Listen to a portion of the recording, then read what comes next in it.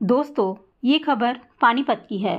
15 दिसंबर 2021 हरियाणा के पानीपत शहर में रहने वाले भराड़ा परिवार को अंदाजा नहीं था कि सुबह का सूरज उनकी जिंदगी में अमावस की काली रात से भी ज्यादा अंधेरा लेकर आएगा। दोपहर 12 बजे सीसीटीवी कैमरे में नजर आ रहा एक व्यक्ति घर की तरफ जा रहा है। उस वक्त घर पर विनोद बराड़ा अपने रूम में लेटे हुए आराम कर रहे थे, क्योंकि कुछ महीने पहले एक एक्सीडेंट के चलते उनके दोनों पैरों में फ्रैक्चर हो गया था। वहीं उनकी वाइफ किचन में खाना बना रही थी। डोर खुला होने की वजह से वह घर में दाखिल होता है और दबे पांव अंदर आ जाता है। किसी को अनजान शख्स के घर में अंदर दाखिल होने की खबर तक नहीं लगती। मौका पाकर वह उस कमरे में घुस जाता है जहां विनोद बराड़ा लेटे हुए थे और उन पर हमला कर देता है। तभी उनकी पत्नी बाहर निकलती है और अपने पति पर हमला देखकर वह दरवाज़ा खोलने की ट्राई करती है, लेकिन नाकाम होने पर वह फौरन घर से भागकर मदद के लिए शोर मचाने लगती है। पड़ोसी और घर वाले बिना देरी किए भागकर अंदर आते हैं। दरवाज़ा अंदर से बंद था कि लोगों की लाख कोशिश के बाद भी नहीं खुल पा रहा था। वह चाहकर भी विनोद की मदद नहीं कर पा रहे थे।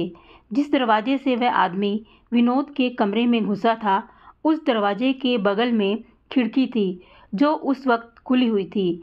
मदद को आए हुए लोग देखते हैं कि उस आदमी ने पहले विनोद को बेड से नीचे गिराया, फिर गन निकालकर एक गोली कमर और सर पर मार दी। फिर उसने तीसरी गोली लोड की और दरवाजे की कुंडी खोलकर बाहर निकलकर भागा।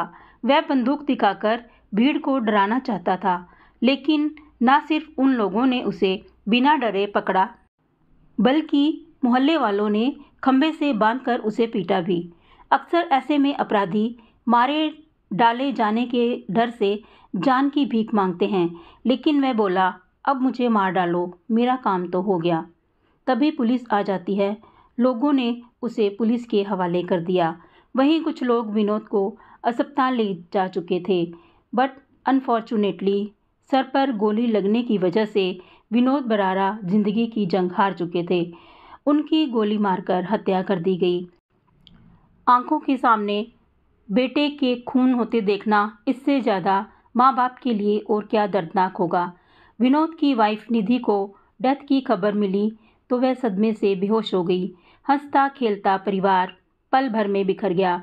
ये सवाल था कि आखिर इस मर्डर के पीछे कातिल का असली मकसद क्या था। ये समझने के लिए चलते हैं इस इंसिडेंट से 2 महीने पहले। 15 अक्टूबर 2021 सुखदेव नगर पानीपत शाम का वक्त था। उस रोज विनोद घर के पास अपने कंप्यूटर सेंटर के बाहर कुर्सी डाले हुए बैठे थे। तभी अचानक एक तेज तर्रार पिकअप ट्रक ने जाकर विनोद को सीधे टक्कर मार दी। एक्सीडेंट इतना भीषण था कि विनोद के बचने की उम्मीद काफ़ी कम थी, लेकिन कुदरत का करिश्मा ऐसा था कि विनोद बाल बाल बच गए। हालांकि उनके दोनों पैरों में फ्रैक्चर हो गया था। विनोद के चाचा की कंप्लेंट पर एक्सीडेंट करने वाले ट्रक ड्राइवर को अरेस्ट कर लिया गया था। इस ट्रक ड्राइवर का नाम देव सुनार उर्फ दीपक था। उसने कोर्ट में बताया कि ब्रेक फेल होने की वजह से गाड़ी कंट्रोल से बाहर हो गई थी, इसलिए थोड़ी देर बाद वह जमानत पर बाहर आ गया। पुलिस ने जब इन्वेस्टिगेट किया तो पता चला कि विनोद को गोली मारने वाला वह शख्स कोई और नहीं बल्कि बठिंडा का रहने वाला वही ट्रक ड्राइवर देव सुनार उर्फ दीपक था, जिसने 2 महीने पहले उनका एक्सीडेंट किया था। देव सुनार जेल पर बाहर आने के बाद केस वापस लेने का दबाव बना रहा था, लेकिन जब बात नहीं बनी तो उसने गुस्से में आकर विनोद को गोली मार दी। क्राइम, कल्प्रिट और मोटिव। पुलिस के सामने सब कुछ क्रिस्टल क्लियर था।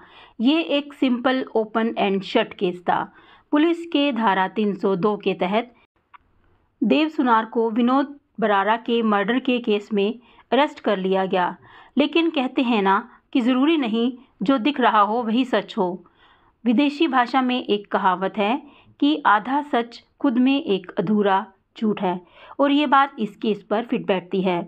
तो क्या है पूरा सच, क्या है गहरी साजिश, और कैसे एक मैसेज से हुआ सच का खुलासा, ये जानने के लिए हम चलते हैं केस की तह तक।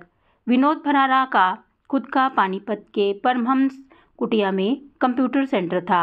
वह न सिर्फ अपने फील्ड में बल्कि सोशल वर्क में भी काफ़ी एक्टिव थे।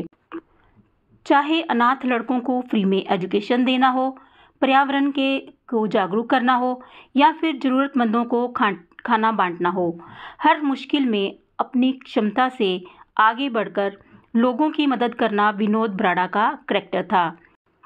ऐसे में ना सिर्फ समाज में उनका नाम था बल्कि हर कोई उनकी इज्जत भी करता था। उनकी पर्सनल लाइफ के बारे में जो रिसर्च की तो हमें पता चला कि उनको वो सब मिला जो एक आइडियल इंसान लाइफ में अपने लिए उम्मीद करता है। विनोद की मैरिड लाइफ भी बेहद अच्छी थी। अपनी वाइफ निधि के साथ वह खुशहाली ज़िंदगी जी रहे थे। उनके 2 बच्चे थे, एक बेटा और एक बेटी। बिजनेस भी अच्छा चल रहा था, इसलिए पैसों की भी कोई कमी नहीं थी। परिवार में भी हर शख्स एक दूसरे से मजबूत तौर से जुड़ा हुआ था। ना फैमिली, ना कोई विवाद था और ना ही कोई रंजिश। आज के दौर में उनकी फैमिलीज उस आदर्श फैमिली की तरह थी जैसे हम मूवीज़ में देखते हैं। ऐसे में परिवार को किसकी नज़र लग गई थी?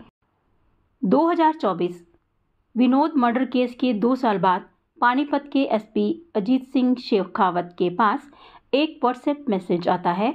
ये मैसेज जो इस केस की अहम कड़ी बनने वाला था, क्योंकि ये मैसेज ऑस्ट्रेलिया से प्रमोद भराड़ा ने भेजा था, जिसमें उन्होंने अपने भाई के विनोद भराड़ा की हत्या के पीछे परिवार के किसी शख्स का हाथ बताया था और केस को री इन्वेस्टिगेट करने की रिक्वेस्ट की थी।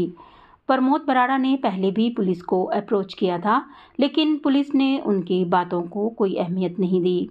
इसलिए जब अजीत शेखावत पानीपत में एसपी बनकर आए तो दिल में अपने भाई विनोद को इंसाफ दिलाने की उम्मीद जागी, क्योंकि एसपी अजीत शेखावत की इमेज एक ईमानदार, हाईली इंटेलिजेंट और सुपर कॉप की है। एसपी अजीत शेखावत ने फौरन इससे जुड़ी फाइल और पूरे केस को समझना शुरू किया, जिसमें उनको एक ऐसा एंगल नजर आया जो उनके दिमाग में खटक गया। अपने देश में वैसे भी हिट एंड रन केस में बहुत भारी ज़्यादा प्रोविज़न नहीं है। ऐसे में एक्सीडेंट करने वाला ट्रक ड्राइवर देव मामूली सज़ा काट कर निकल आता है, तो फिर उसने अपने इस बात के लिए मर्डर क्यों किया? कहीं ऐसा तो नहीं कि गोली चलाने वाले देव की बंदूक का ट्रिगर असलियत में किसी और के हाथ में हो? एसपी शेखावत ने सीआईए यूनिट के 4 ऑफिसर दीपक कुमार से इस केस को सीक्रेटली इन्वेस्टिगेट करने के लिए बोला, ताकि इसमें इन्वॉल्व असली अपराधी को इसके बारे में भनक तक ना लग सके। इन्वेस्टिगेशन में अपराधी के कुछ इम्पोर्टेंट एंगल पर नज़र डालना ज़रूरी होता है, जैसे पर्सनल, सोशल एंड फाइनेंशियल, और अक्सर ये तीनों एंगल एक दूसरे से कनेक्ट होते हैं। इसलिए नए सिरे से फिर से हुई इन्वेस्टिगेशन में पुलिस ने देव कुमार सुनार के फाइनेंशियल ट्रांजैक्शन, बैंक डिटेल्स और कॉल रिकॉर्ड्स की जांच शुरू की, जिसमें कुछ इंटरेस्टिंग पॉइंट्स सामने निकल कर आए। पहला कि जिस पिकअप ट्रक से विनोद भराड़ा का एक्सीडेंट हुआ था, वह एक्सीडेंट से कुछ ही दिनों पहले खरीदा गया था। दूसरा, देव कुमार सुनार के कॉल रिकॉर्ड्स और बैंक ट्रांजैक्शन में एक नाम कई जगह आ रहा था और वह नाम था सुमित का। देव की कॉल रिकॉर्ड में एक स्ट्रेंज पैटर्न मिला। एक्सीडेंट एंड मर्डर, इन दोनों घटना के आसपास के दिनों में देव और सुमित के बीच कई बार काफ़ी देर तक बातचीत हुई थी। पुलिस ने सुमित के बारे में जांच पड़ताल की तो पता चला कि सुमित एक जिम ट्रेनर था। उसकी सप्लीमेंट की शॉप थी। हैरानी की बात यह थी कि ये वही शख्स था जिसने देव कुमार सुनार की एक्सीडेंट केस में बेल करवाई थी। पुलिस के लिए ये जानना बहुत ज़रूरी था। केस की नए सिरे से जांच शुरू करने से कई नई परतें खुलना शुरू हो गई थीं। जो कई सालों से दबी पड़ी थी। सुमित की पर्सनल डिटेल्स, बैंक स्टेटमेंट और कॉल रिकॉर्ड्स एक ऐसा राज खोलने वाले थे जिसकी उम्मीद किसी को नहीं थी। सुमित की कॉल लिस्ट में एक ऐसा नाम निकलकर सामने आया जिसमें उसकी रोज घंटों बातचीत हुआ करती थी। ये नाम उसके बैंक अकाउंट रेस्टोरेंट में भी मिला, जिससे सुमित के खातों में लाखों रुपए ट्रांसफ़र किए गए थे। ये नाम था विनोद ब्राड़ा की वाइफ निधि का। देव सुनार, सुमित और निधि तीनों विनोद ब्राड़ा के मर्डर केस से जुड़े हुए थे। इतने प्रूफ काफ़ी थे सुमित और निधि से पूछताछ करने के लिए, इसलिए पुलिस ने दोनों को उठा लिया। शुरुआत में तो दोनों साफ मुकर गए, लेकिन फिर पुलिस ने उसको फुटेज दिखाई। इस सीसीटीवी फुटेज में देव कुमार जब विनोद के घर में घुसा था, तब निधि किचन में खाना बना रही थी। उसे देव के आने की खबर पहले से थी, इसलिए उसने डोर को अंदर से लॉक नहीं किया था। फुटेज में विजिबल है कि देव सुनार जब अंदर आता है तो निधि को देखकर नमस्ते करता है और फिर दोनों इशारे में एक दूसरे से कांटेक्ट करते हैं। निधि खुद इशारा करके देव को उस रूम में भेजती है जहां पर विनोद लेटे आराम कर रहे होते हैं। जैसे ही देव कमरे में दाखिल होकर विनोद पर हमला बोल देता है, निधि की एक्टिंग शुरू हो जाती है। वह चिल्लाते हुए मदद के लिए बाहर भागती है और निधि दरवाज़ा खोलने की भी ज़्यादा कोशिश नहीं करती, क्योंकि ये सारा खेल तो उसी का रचा हुआ था। इस सीसीटीवी फुटेज ने 2.5 साल पुरानी केस में एक नई जान डाल दी थी। लेकिन एक सवाल जो आपके भी मन में आ रहा होगा और मेरे भी मन में आया कि आखिर 2.5 साल पुरानी इस फुटेज को पुलिस ने तब क्यों नहीं देखा जब इसका इन्वेस्टिगेशन चल रही थी। तो इसका जवाब है पुलिस की आधी अधूरी जांच, जिन्होंने कभी भी इस केस की तह तक जाने की कोशिश नहीं की। सब ने मान लिया कि ये एक्सीडेंट का केस है और उसी केस को लेकर लिया गया बदला है। जब पुलिस ने ये फुटेज निधि को दिखाई तो उसने बातें इधर उधर घुमाने की कोशिश की, लेकिन कहते हैं कि जब पुलिस अपने पर आती है तो मुर्दे भी बोलने लगते हैं, और यहाँ से पूरी कहानी सबके सामने आ गई। विनोद के लिए निधि उनके बेटर हाफ से बढ़कर थी। दोनों के बीच ना कभी किसी ने अनबन होते देखी थी और ना ही कोई झगड़ा। यहाँ तक कि निधि का विनोद की फैमिली से भी बहुत क्लोज रिलेशन था, चाहे वो पूजा पाठ हो, फैमिली टाइम हो या फिर बिजनेस। निधि हर जगह विनोद के साथ थी, यहाँ तक कि विनोद की लंबी उम्र के लिए वह करवा चौथ का व्रत तक रखती थी। परिवार का भी हर मेंबर उसे बेहद प्यार और सम्मान देता था। सिर्फ एक आइडियल हाउसवाइफ ही नहीं, बल्कि आइडियल बहू भी थी, और इसके साथ साथ वह अपने बच्चों की भी परवरिश बहुत ही अच्छे तरीके से कर रही थी। बिजनेस में भी उनका अच्छा खासा चल रहा था, इसलिए घर में किसी भी चीज़ की कमी नहीं थी। निधि की मैरिड लाइफ में वो सब कुछ था जिसका एक लड़की सपना देखती है। तो सवाल ये उठता है कि आखिर ऐसा क्या हुआ कि जिसके चलते निधि ने अपने ही हस्बैंड का मर्डर करवा दिया। साल 2021 में निधि ने फिटनेस के लिए जिम ज्वाइन कर लिया और उसके फैसले को विनोद ने भी सपोर्ट किया। जिम में उसकी मुलाकात सुमित से हुई, जो वहां पर पर्सनल ट्रेनर था और निधि को भी पर्सनल ट्रेनिंग देने लगा था। धीरे धीरे नज़दीकियां बढ़ने लगी और कुछ ही वक्त में अफेयर शुरू हो गया। सुमित को न सिर्फ निधि के शादीशुदा होने की खबर पता थी, बल्कि उसकी नज़र विनोद ब्राड़ा के पैसों पर भी थी। नया नया इश्क चाहे जब हो, छुपाना बड़ा मुश्किल होता है, क्योंकि उसके हाव भाव, चाल ढाल और मेंटल स्टेट सब में अंतर नज़र आने लगता है। और अगर कोई इसे छुपाना चाहे तो उस चक्कर में ऐसी गलती हो जाती है जिससे ना चाहते हुए भी सब कुछ सामने आ जाता है, और वही निधि से भी हुआ। यदि जिम के अलावा वह घर के फ़ोन से भी घंटों सुमित से बात किया करती थी। जब विनोद के घर आने का वक्त होता था तो वो सिर्फ विनोद की कॉल लॉग की जगह पूरी कॉल हिस्ट्री को ही डिलीट कर देती थी। एक बार विनोद ने निधि के फ़ोन में ये बात नोटिस की, जिससे उसके मन में कुछ शक पैदा हुआ, क्योंकि कोई भी नॉर्मल पर्सन रोज़ अपनी पूरी कॉल हिस्ट्री डिलीट नहीं करता। ये बात विनोद के दिमाग में बैठ चुकी थी। तभी एक दिन विनोद ने फेसबुक मैसेंजर पर निधि और सुमित के बीच हुई रोमांटिक चैट पकड़ ली। विनोद ने वैसे ही रिएक्ट किया जो इस सिचुएशन में कोई भी हस्बैंड करेगा। इस बात को लेकर दोनों के बीच झगड़ा भी हुआ, यहाँ तक कि कुछ रिसोर्सेज से ये भी पता चला कि विनोद ने सुमित को निधि से दूर रहने की धमकी दी थी। बहरहाल ये बातें सिर्फ विनोद और निधि के बीच रहीं और परिवार में किसी को भी इस बारे में खबर नहीं लगी। शायद विनोद बच्चों का मुंह देखकर निधि को अपनी गलती सुधारने का एक मौका देना चाहते थे, क्योंकि मोस्ट ऑफ द टाइम ऐसे सिनेरियो में एक पार्टनर गलती करने के बाद संभल भी जाता है। लेकिन निधि ने सुमित और अपनी फैमिली के बीच सुमित को चुना। निधि के इरादे कुछ और ही थे, क्योंकि विनोद अब उसकी राह का रोड़ा था जिसे वह हर कीमत पर हटाना चाहती थी। साथ ही विनोद के मरने से उसे इंश्योरेंस क्लेम से अच्छा खासा पैसा भी मिलता। सितंबर 2021 में निधि और सुमित ने दीपक को विनोद के नाम की सुपारी दी। प्लान था विनोद की मौत को एक्सीडेंट दिखाने का। हिट एंड रन केस लगे। इसके लिए निधि ने देव को 10 लाख रुपए के साथ उसके परिवार की जिम्मेदारी उठाने का वादा किया और निधि ने ही वह पिकअप ट्रक खरीदकर देव को दिया था, जिसकी EMI वह भर रही थी। 5 अक्टूबर 2021 को प्लान के अकॉर्डिंग देव सुनार ने विनोद को ट्रक से टक्कर मारी, लेकिन किस्मत से विनोद बच गए। वह निधि थी जिसने देव सुनार को विनोद की लोकेशन और रूटिंग के बारे में पहले से ही खबर दे रखी थी।